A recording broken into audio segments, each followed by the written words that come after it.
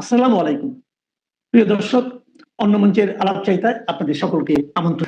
পর্দায় এই যে যুবকটিকে দেখছেন, কি মনে হয় একে দেখে? রোগাশোকা চেহারার, অতি সাধারণ দর্শন একটি যুবক, গায়ে একটা চাদর জড়িয়ে আছে। যুবক না বলে কিশোর বলাই ভালো।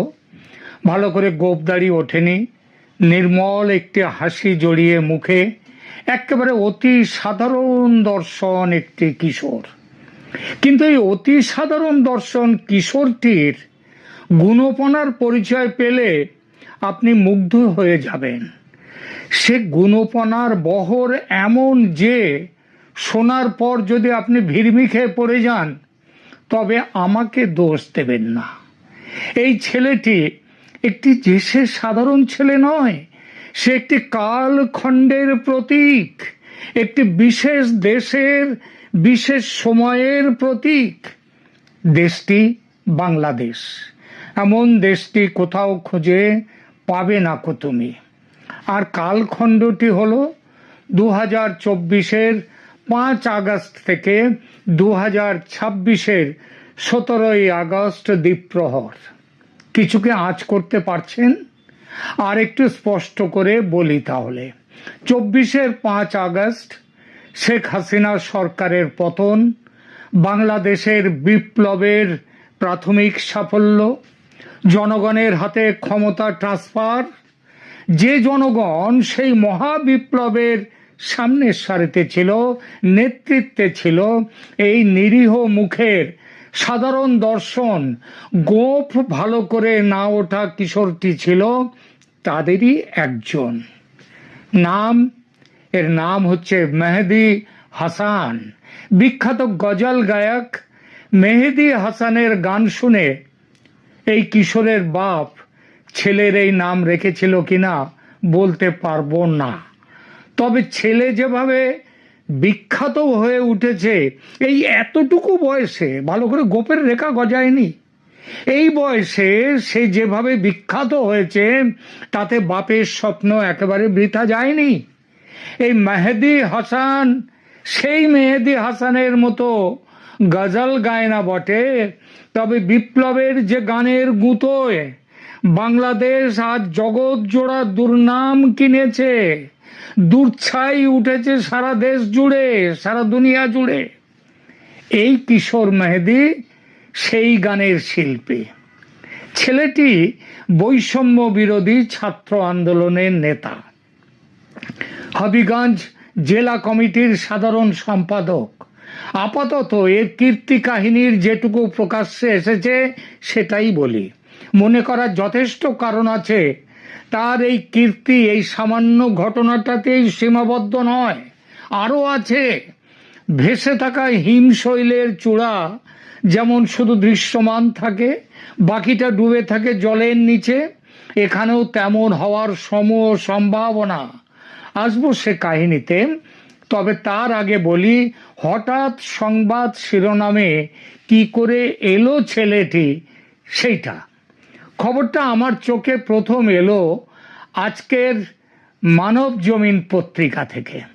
পত্রিকার হেডলাইন সংবাদ, বৈষম্য বিরোধী ছাত্রনেতা মেহেদী হাসান ভারতের দিল্লিতে, অভিযোগ নিরাপত্তাহীনতার। কি সুন্দর সংবাদ বলুন! যেন একটা মহান ব্যক্তি, বৈষম্য বিরোধী ছাত্রনেতা দিল্লিতে এসছে, এখানে নিরাপত্তা পাচ্ছে না, এইটা অভিযোগ, আর কোনো গল্প নেই।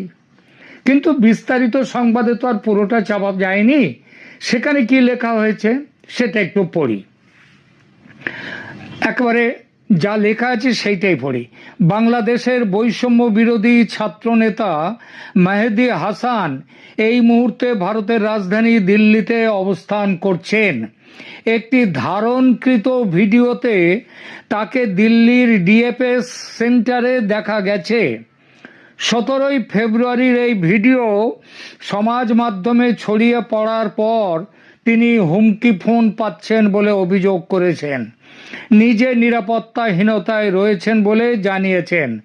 বাংলাদেশের হাই কমিশনেও তার উদ্বেগের কথা জানিয়েছেন বলে জানা গেছে। হাসিনা বিরোধী বিক্ষোভ চলাকালীন ছাত্রনেতা মাহাদি হাসান এক পুলিশ কর্মকর্তাকে খুনের ঘটনায় শিরোনামে উঠে এসেছিলেন। বানিয়াচক থানা ও এসআই সন্তোষ চৌধুরীকে পুড়িয়ে দেওয়ার ঘটনা সম্পর্কে বক্তব্য নিয়ে সমালোচনার মুখে তাকে গ্রেপ্তার করা হয়। পুড়িয়ে দেওয়া মানে পুড়িয়ে ছেড়ে দিয়েছে তা নয়, পুড়িয়ে মারা হবে কথাটা, সেই পুড়িয়ে মারার ঘটনায় তাকে গ্রেপ্তার করা হয়। আবার গ্রেপ্তার হওয়ার একদিন পরই জামিনও পেয়ে গিয়েছিল অভিযুক্ত ছাত্রনেতা। মাহাদির বিরুদ্ধে পুলিশের কাজে বাধা দেওয়ার অভিযোগে মামলা রুজু হয়েছিল। মামলাটা রুজু হয়েছিল কিন্তু পুড়িয়ে মারার সময় নয়। পরে তিনি থানায় গিয়ে পুলিশ অফিসারকে আঙুল তুলে তাকে রীতিমতো ধমকি দিয়েছিলেন। কি তেজ ভাবুন তো, গোপটেনি ভালো করে। যাই হোক, তো সেই অভিযোগে মামলা রুজু হয়। আচমকা তার ভারতে আসার খবর প্রচারিত হওয়ার পর প্রবল কৌতূহল তৈরি হয়েছে। তবে বিভিন্ন সূত্রে জানা গেছে ফিনল্যান্ডের ভিসার আবেদন করতে সে ভারতে এসেছে।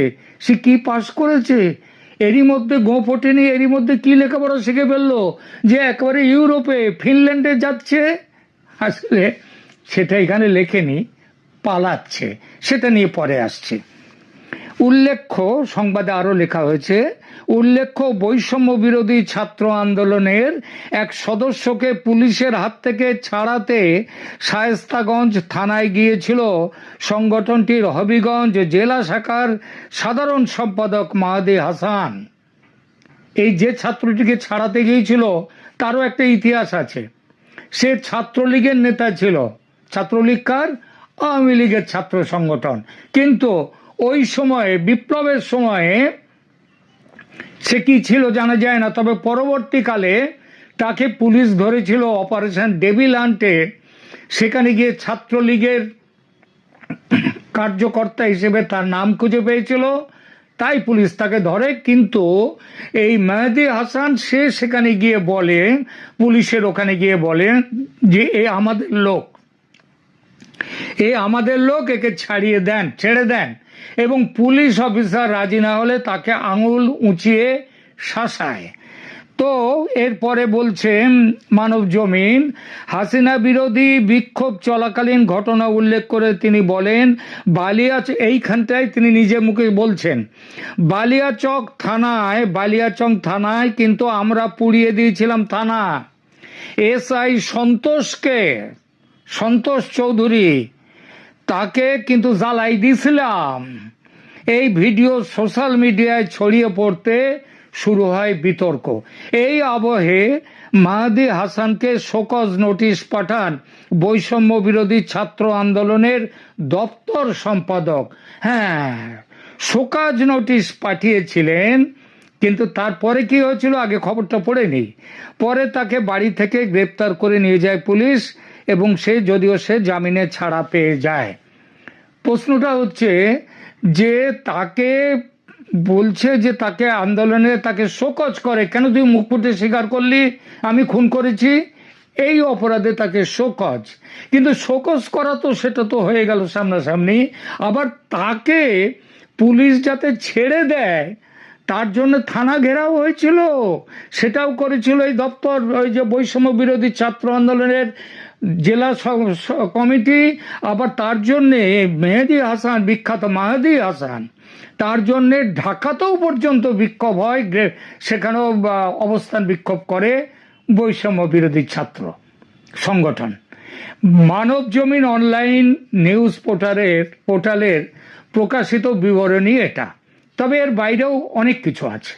এই ক্ষণজন্মা মহাপুরুষকে মুক্ত করার জন্য তার সংগঠন কিভাবে ঝাঁপিয়ে পড়েছিল রাস্তায়, কিভাবে পুলিশকে গুলিগোলা চালাতে হয়েছিল, কিভাবে ওখানে আগুন জ্বলেছিল, এই সব কিছু তার কোনো ইঙ্গিত মানব জমিনের রিপোর্টে নেই।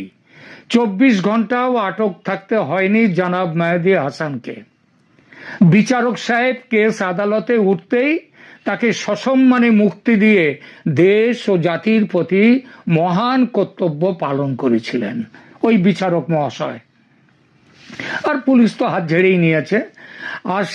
এবার আসি এই মেহেদী হাসানের এখন সংবাদে উঠে আসার কারণ নিয়ে। খবরে প্রকাশ, বাংলাদেশের নির্বাচনে জামাত এনসিপি জোটের হেরে যাওয়া ও বিএনপির মহাবিজয়ে 24 জুলাই বিপ্লবের কুশীলবরা, শুধু ওই উপদেষ্টারা নয়, সাধারণ কুশীলবরাও, তারাও দেশ ছেড়ে পালাতে ব্যস্ত এখন। সেই পালানোর জন্য গতকাল 17 ফেব্রুয়ারি মেহেদী এসছিল দিল্লির ডিএফএস সেন্টারে ফিনল্যান্ডের ভিসার জন্য কাগজ জমা দিতে। সে সময় তার পরিচিতি কেউ ধরে ফেলে, চেনা জানা কেউ তাকে দেখে ফেলে, এবং সে যে ভিসা নিয়ে বিদেশে পালাতে ভারতে এসেছে এই খবর একবারে চাউর হয়ে পড়ে। কেউ একজন তার ভিডিও ও কীর্তি কাহিনী সোশ্যাল মিডিয়াতে পোস্ট করে দেয়। সেই পোস্ট ভাইরাল হয়ে যায় এবং তারপরে সে হোটেলে ফিরতেই তার কাছে হুমকি ফোন আসতে থাকে। এতে একটু ঘাবড়ে যায় সে। ঘাবড়ে গিয়েও, মহাবিপ্লবী তো, সুতরাং ঘাবড়ে গিয়েও সে তার হুঁশ জ্ঞান হারায়নি। সে দিল্লির বাংলাদেশ দূতাবাসকে জানায় যে তার নিরাপত্তায় সংকট দেখা দিয়েছে, তিনি হুমকি ফোন পাচ্ছেন, কেউ তাকে মেরে ফেলতে পারে, মারতে পারে। দূতাবাস তখন বলে তাকে দেশে চলে যাওয়ার পরামর্শ দেয়।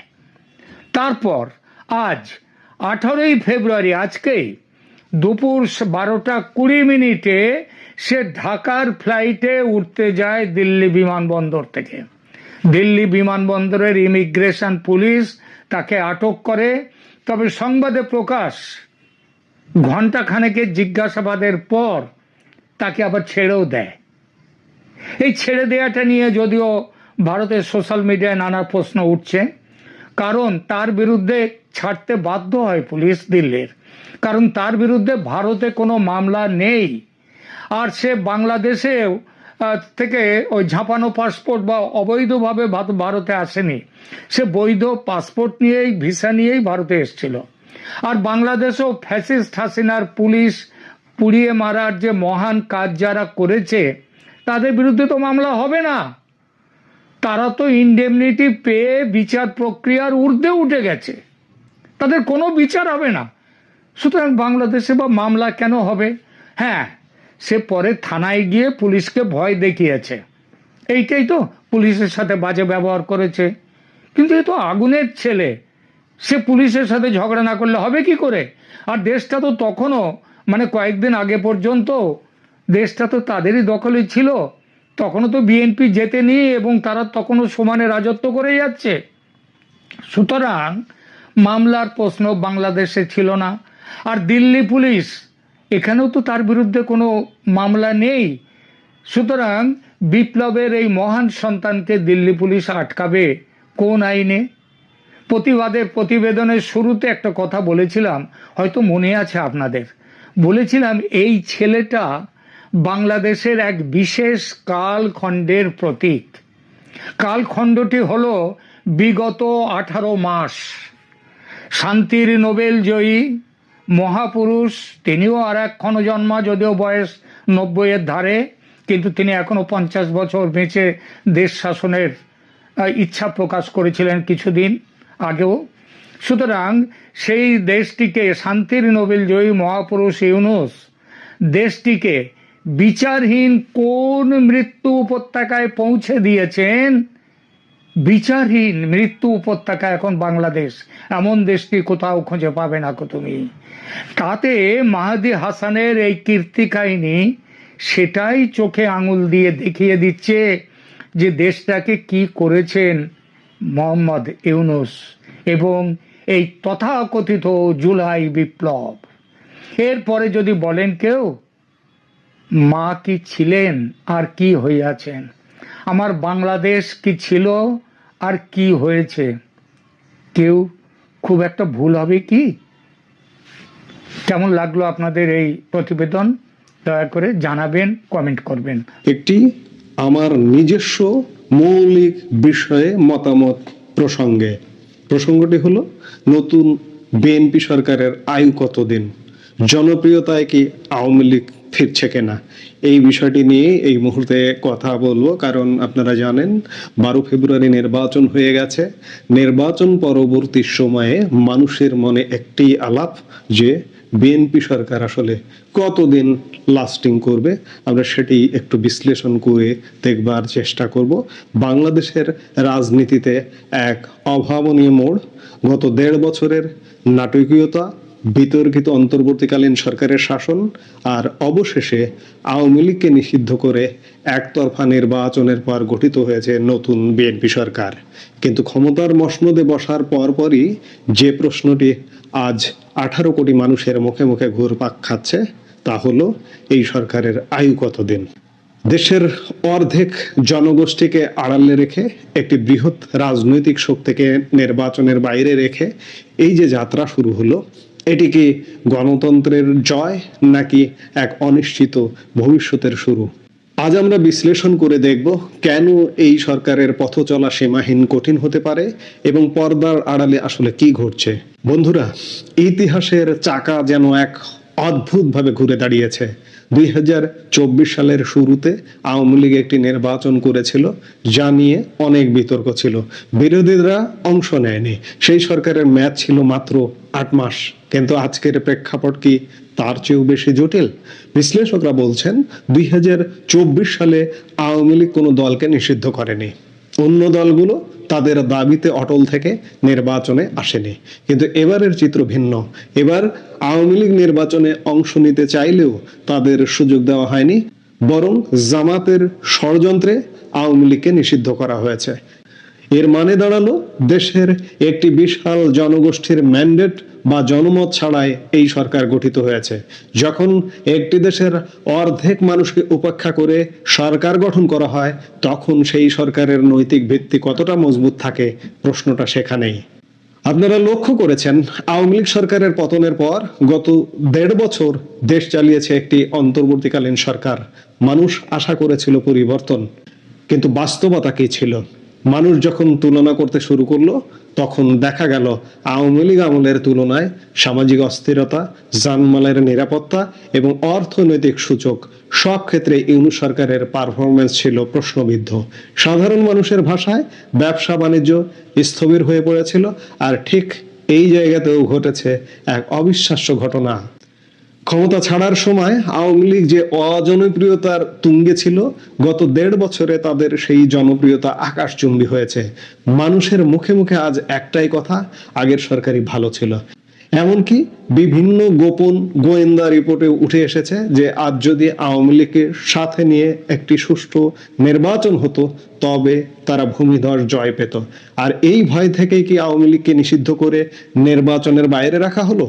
জনমনে এই সন্দেহ এখন বিষ বাষ্পের মতো ছড়াচ্ছে। এখন প্রশ্ন হলো, নতুন গঠিত বিএনপি সরকার কি 5 বছর পূর্ণ করতে পারবে? এক কথায় উত্তর দিতে গেলে এটি তাদের জন্য সীমাহীন কঠিন এক পরীক্ষা। কিন্তু কেন? কারণ বিএনপিকে শুধু সরকার চালালে হবে না, তাদের লড়তে হবে আওয়ামী লীগের সেই চোখ ধাঁধানো উন্নয়ন এবং স্থিতিশীলতার ইমেজের সাথে। আওয়ামী লীগ আমলের কিছু দুর্নীতি ও দুঃশাসন বাদ দিলে অবকাঠামো উন্নয়ন এবং অর্থনৈতিক স্থিতিশীলতার যে মাপকাঠি তারা তৈরি করে গেছে, বিএনপিকে তার চেয়েও ভালো কিছু করে দেখাতে হবে। যদি কয়েক মাসের মধ্যে আইন শৃঙ্খলা পরিস্থিতির উন্নতি না হয়, যদি দ্রব্যমূল্য মানুষের নাগালের বাইরে থাকে, তবে সাধারণ মানুষ রাজপথে নেমে বলতে শুরু করবে আওয়ামী লীগকে ফিরিয়ে দাও। একটি নিষিদ্ধ দল যখন মানুষের আবেগে জায়গা করে নেয়, তখন সরকারের জন্য তা হয়ে ওঠে সবচেয়ে বড় হুমকি। তবে মুদ্রার উল্টো পিঠও আছে। আওয়ামী লীগ বর্তমানে নিষিদ্ধ, তারা মাঠের রাজনীতিতে সক্রিয় হতে পারছে না। কিন্তু আজকের এই প্রযুক্তির যুগে ডিজিটাল প্ল্যাটফর্মে তাদের যে পরিমাণ সক্রিয় থাকার কথা ছিল, একজন নিরপেক্ষ পর্যবেক্ষক হিসেবে বলতে পারি সেখানে তাদের বিশাল ঘাটতি রয়েছে। বিদেশে বসে বা গোপনে ডিজিটাল ক্যাম্পেইন করে জনমতকে সংগঠিত করার যে সুযোগ আওয়ামী লীগের ছিল, তারা সেটি পুরোপুরি কাজে লাগাতে পারেনি। তাদের সাংগঠনিক দক্ষতা এখন এক বড় প্রশ্নের মুখে। বিএনপি সরকারের টিকে থাকা যেমন তাদের কাজের উপর নির্ভর করছে, তেমনি আওয়ামী লীগের রাজনীতিতে ফিরে আসা নির্ভর করছে তাদের আধুনিক ও কৌশলী সাংগঠনিক নেতৃত্বের ওপর। নিষিদ্ধতা কাটিয়ে তারা কি পারবে আবার রাজপথে ফিরতে, নাকি ডিজিটাল লড়াইয়ে পিছিয়ে পড়ার কারণে তারা আরো ফিরতে বিলম্ব হবে। দিন শেষে রাজনীতি হলো মানুষের জন্য।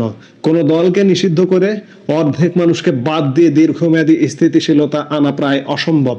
বিএনপি সরকারের সামনে এখন পাহাড় সম চ্যালেঞ্জ। একদিকে জন আস্থা তৈরি, অন্যদিকে আওয়ামী লীগের ক্রমবর্ধমান জনপ্রিয়তার চাপ। যদি তারা জনগণের জানমালের নিরাপত্তা নিশ্চিত করতে না পারে, তবে ইতিহাসের পুনরাবৃত্তি হতে বেশি সময় লাগবে না। বাংলাদেশের মানুষ এখন অনেক বেশি সচেতন। তারা উন্নয়ন চায়, শান্তি চায় এবং সর্বোপরি তাদের ভোটের সঠিক প্রতিফলন চায়। সামনে কি ঘটছে? আওয়ামী লীগ কি পারবে তাদের সাংগঠনিক দুর্বলতা কাটিয়ে ফিরতে, নাকি বিএনপি তাদের কাজের মাধ্যমে মানুষের মন জয় করে পূর্ণ মেয়াদ শেষ করবে? সময়ই আসলে সব বলে দেবে। আপনার কি মনে হয়, এই সরকার কি 5 বছর টিকবে? কমেন্ট বক্সে আপনার মূল্যবান মতামত জানান।